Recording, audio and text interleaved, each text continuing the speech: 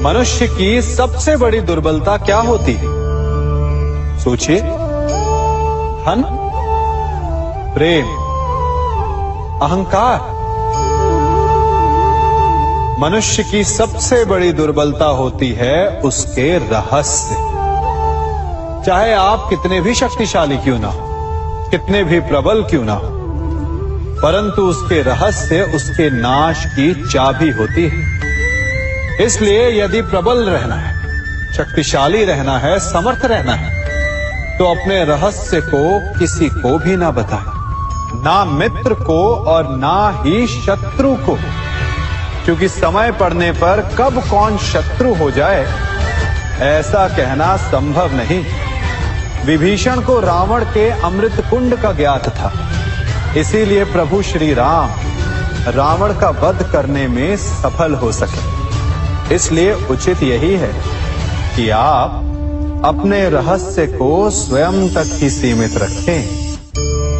मनुष्य का मन बड़ा विचित्र होता है, कल्पना में ही विकास करता है, संपन्न भविष्य का स्वप्न देखता है और कल्पना में ही जो नहीं हुआ उससे भय खाता है।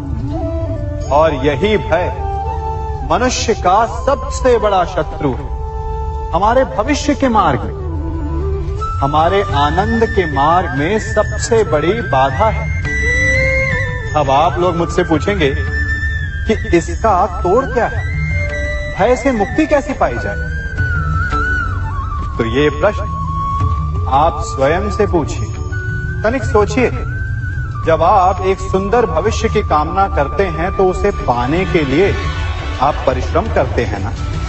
ठीक उसी प्रकार भय से मुक्ति पाने के लिए आप उससे लड़ जाएं और उसका निवारण आपको स्वतः ही मिल जाएगा। इसलिए जब भी भय आपको सताए तो उससे भागे नहीं, उससे घबराए नहीं, क्योंकि भय का काम ही होता है आपको भयभीत करना। इसलिए जब भी भय आप पर आक्रमण करे तो आप भी उस पर पहले ही आक्रमण कर दें। हम सब मित्रों के साथ रहना चाहते हैं, शत्रुओं से दूर रहना चाहते हैं। क्यों? क्योंकि हमें जीवन में आनंद पाना है, जीवन में आगे बढ़ना है, स्वयं को संपन्न देखना है। और यदि किसी से भी आप पूछेंगे कि जीवन में सफलता पाने के लिए सबसे अधिक आवश्यकता किसकी होती है, तो हर एक आपको लगभग एक ही उत्तर देगा।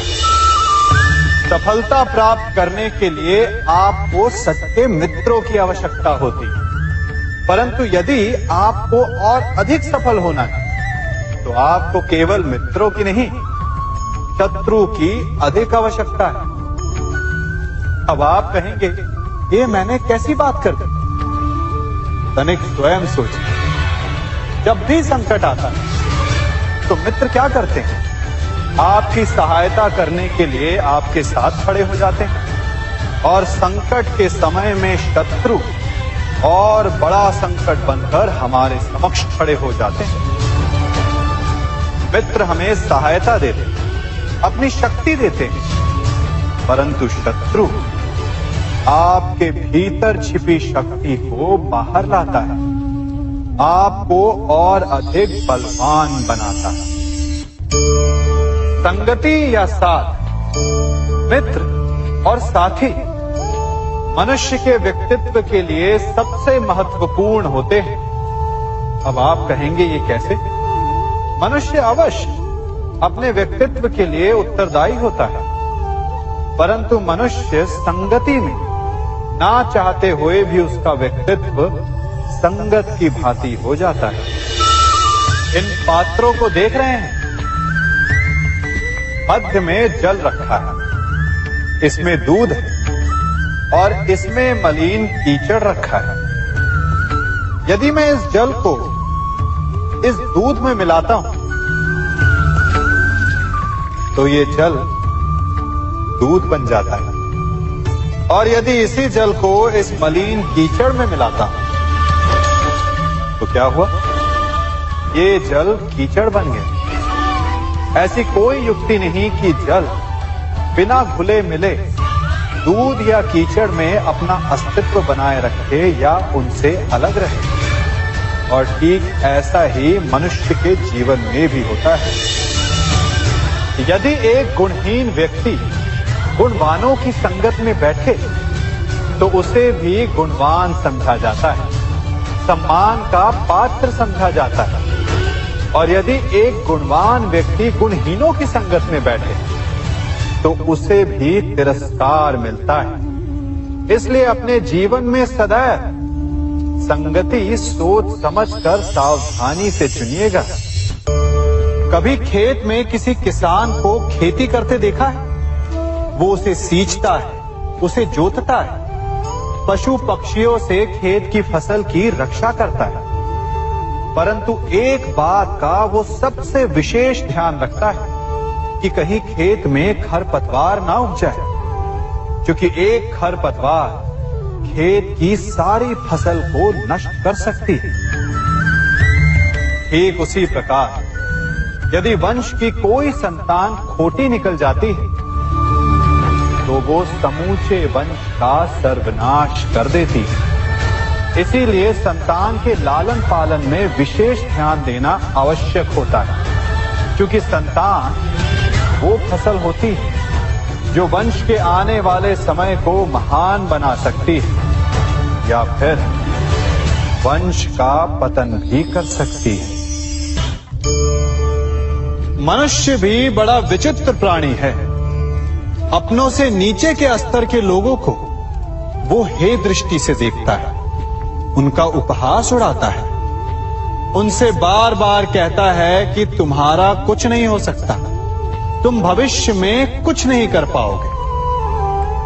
जब मनुष्य के पास धन संपत्ति मान होता है तो वो दूसरों का आदर नहीं करता, परंतु वो एक बात भूल जाता है कि उससे भी अधिक शक्तिशाली कोई अस्तित्व में है, और वो है समय। काल काल अपना चक्र कब बदलेगा ये कोई नहीं जानता। समय अपनी करवट कब लेगा ये कोई नहीं जानता। कोयला भी समय के साथ साथ हीरे में परिवर्तित हो जाता है। इसलिए जीवन में कभी भी किसी का भी उपहास नहीं उड़ाना चाहिए।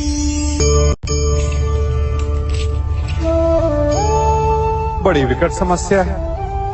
मुझे स्मरण ही नहीं हो रहा कि इस गुच्छे की कौन सी चाबी इस ताले को खोलेगी। बड़ी देर से प्रयास कर रहा, परंतु ये ताला खुल ही नहीं रहा।